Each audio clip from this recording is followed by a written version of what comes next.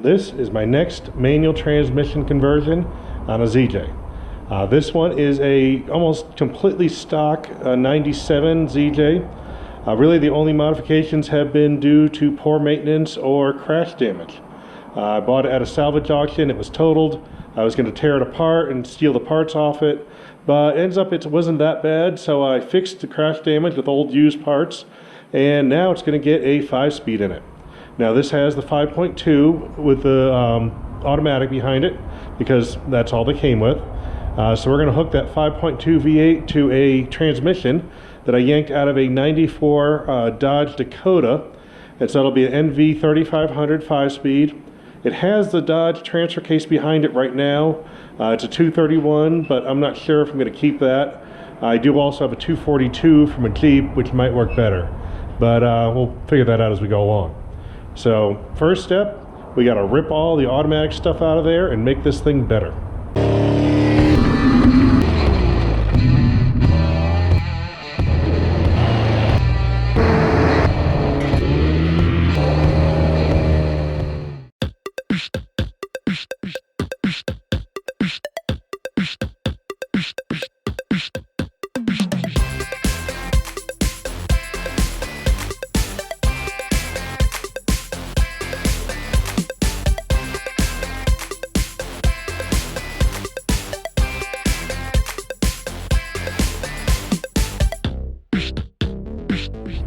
I just pulled the automatic out of this ZJ. It's a 97. It has a 5.2, and I believe it was a 44 RE transmission it had. The thing we want to look at here is the crank position sensor.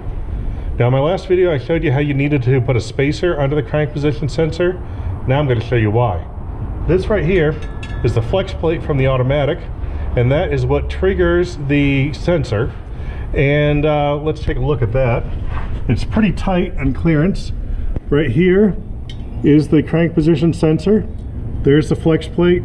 This is about 55 thou worth of feeler gauges, and that just slides through. So you have about 55 to 60 thou of clearance between this ring and that sensor.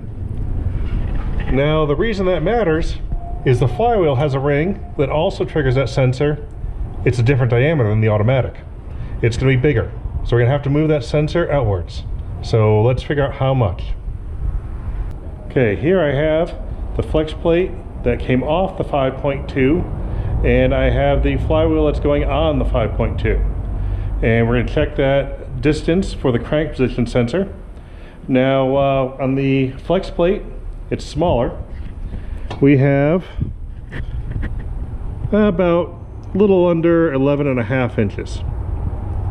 Now on the flywheel, this area with the notches is what's going to trigger the crank position sensor. So there we have 11.816. So we have about 320 thou or so of difference between the two diameters. Now last time on the ZJ gasser I used an 1/8 inch spacer, and that worked out fine. It's going to be a little tight. It would work on this. I'm going to see if I can find some stock that's a little closer.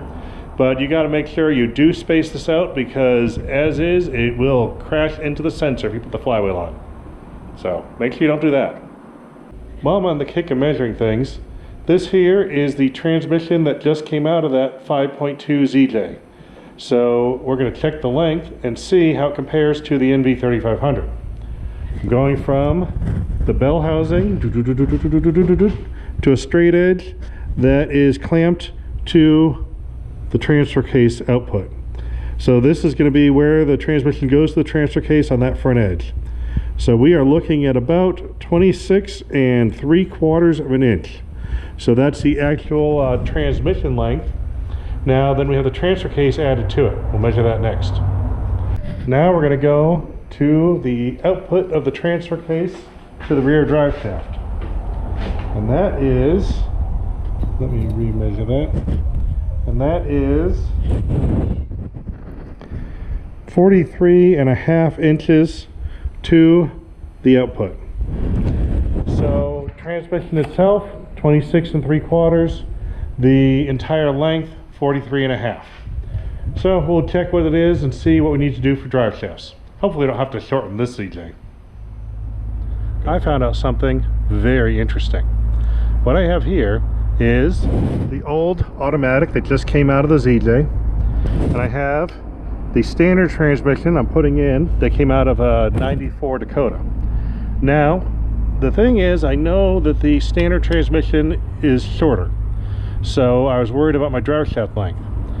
The Dodge transfer case looked like it was a little longer on the output yoke. So I put them side by side, and let's take a look.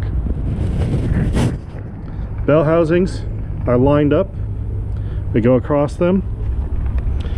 You can see the seam where the transmission is shorter from the standard to the automatic. The automatic is a lot further that way. But then you get back here to the output. And what you have here is two output shafts. The overall length is exactly the same, within an 1/8 inch, between the NV 3500 and 231 out of the Dakota and the automatic and 249 out of the ZJ. Exact same length, same spline output. I don't have to adjust the rear drive shaft. And that is a win. Now, the transfer cases, you can see this one is closer because of the shorter transmission. So the front drive shaft is going to have to be adjusted in length, or who knows, maybe the Dakota shaft will fit. We'll find out. But it's a lot easier to make it shorter than longer, and we don't need to do the rear one. We can just drop it right in. So that is a bonus. Well, I bought some bolts for the flywheel because the flex plate bolts are a lot shorter. The flex plate's a lot thinner, flywheel's a lot bigger, need longer bolts. I measured them because of the difference in thickness. We should be getting about a 7/8 inch long bolt, and these are 7/16 20. The parts store only had ones for Ford and Chevy, which apparently use a 1 inch long bolt, also 7/16 20. So I figured I'll just trim off the end and it should be fine. Now, a handy trick is take a nut and leave the amount sticking out that you want. That way you don't damage too far into the bolt, or you don't damage any other threads. It protects the whole thing, and you get the cut in the location you want. Then, if you want to make sure that doesn't vibrate and start spinning around and change your dimension, put the whole thing inside a socket. That way that won't turn, that one won't turn. You just have to make sure you have a nut that matches the head of the bolt, but lug nuts are an oversized one, so that'll work.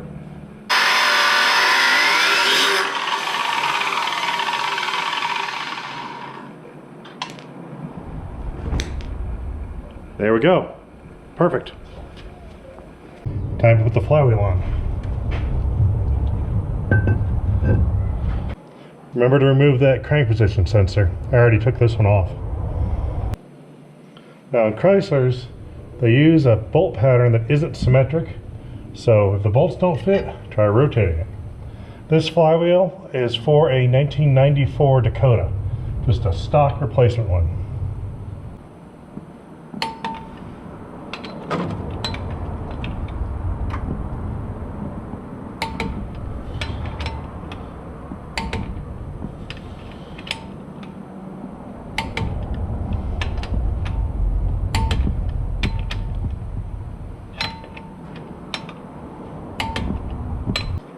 I learned something interesting about pilot bearings today. This is the one that came in the clutch kit for the 94 Dakota that I bought for this transmission install. Now, on a 4-liter Jeep, when I've been putting the standards in those, you take the pilot bearing out of the clutch kit that comes for that Jeep and plunk it in the end of the crankshaft and everything's fine. Well, looks like this one would fit. It's very close, but that bearing does not fit in that hole.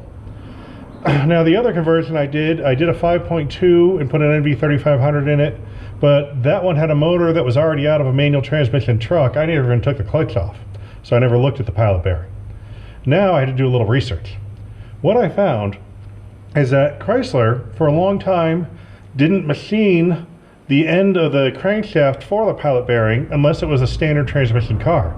So older motors, standard transmissions have a different crankshaft, and you have to take the automatic one and then have it machined out in order to fit a standard.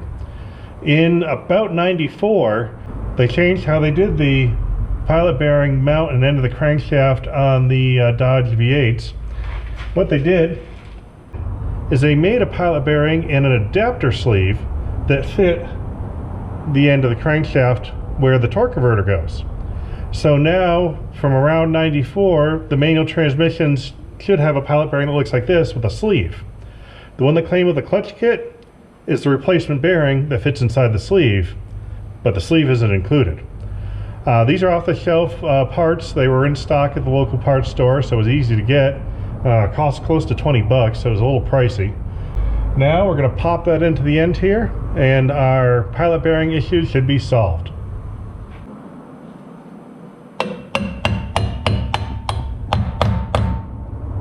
Like a glove. That's a perfect fit. Flywheel side.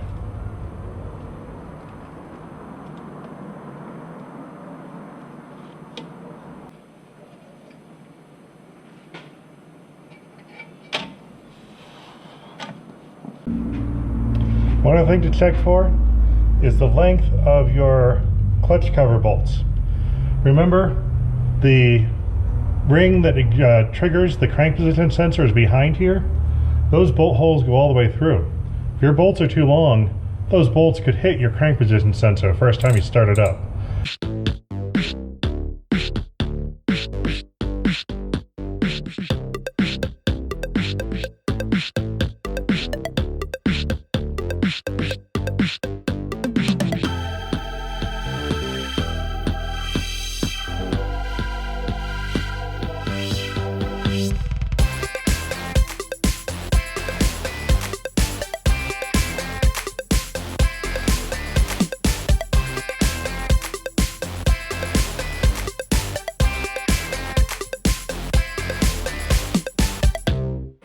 Touchdown. She's in. There's a 7/16 bolt on either side of the motor, between the motor and the tranny. This is the one off the automatic. It's too short. 3.5 inch long one with a flat washer under it is absolutely perfect for this transmission. Hopefully they're all the same, but 3.5 inches works on this one. I went ahead and bolted in the transmission cross member in the stock location.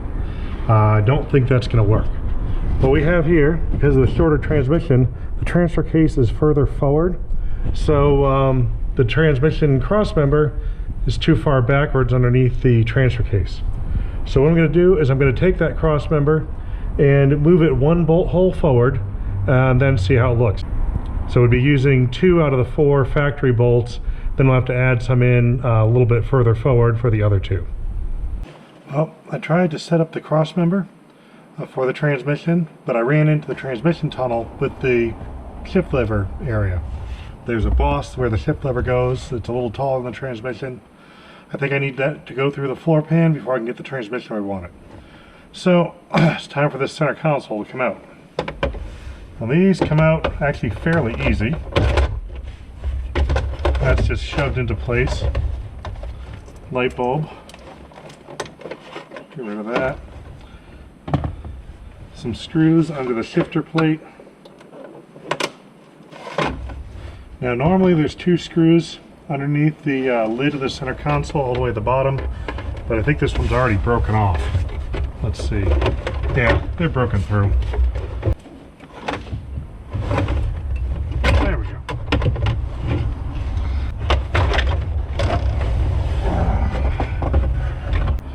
Never know what you find under here. Alright, back to the job at hand. Be careful cutting carpet, make sure you don't cut any wires. Especially if you do it with a razor blade. There's even a bolt underneath the heater ducting. They did not plan on this cover coming off. And they glue this thing down too. So be prepared for a fight. There she blows.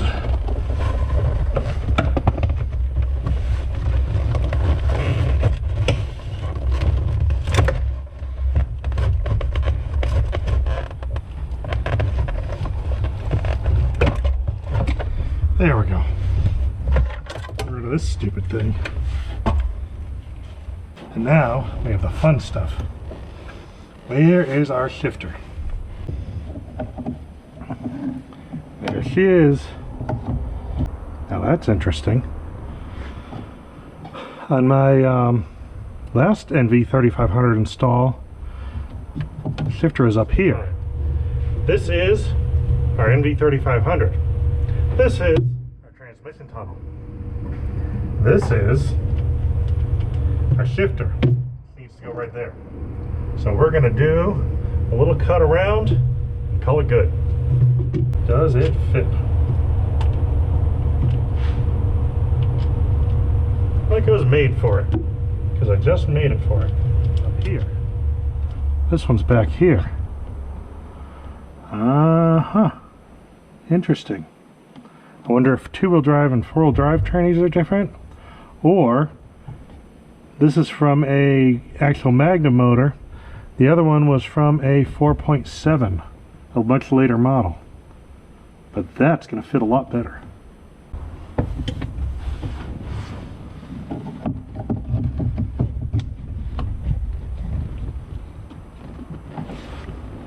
Well, that just fits. That's very interesting. I was expecting to have to cut the tunnel. Let's put on the important part here. Well, I was planning on ending the episode with bolting in the transmission and the cross member and having the drive shaft on. I don't have the cross member done, I don't have the drive shaft on. But I do have a shifter. And I think this is better. Because now, it's a real stick shift. So, next time, I'll get to what I was supposed to this time and finish up that cross member, get that drive shaft on there. Got a bunch of other stuff to do. Got to get the clutch pedal installed. Luckily, I've got the bracket from stickshiftzj.com, so that's going to go like nothing. Real easy. I've got the hydraulics already. Just have to install them. But I got a 5-speed in a 97 Limited.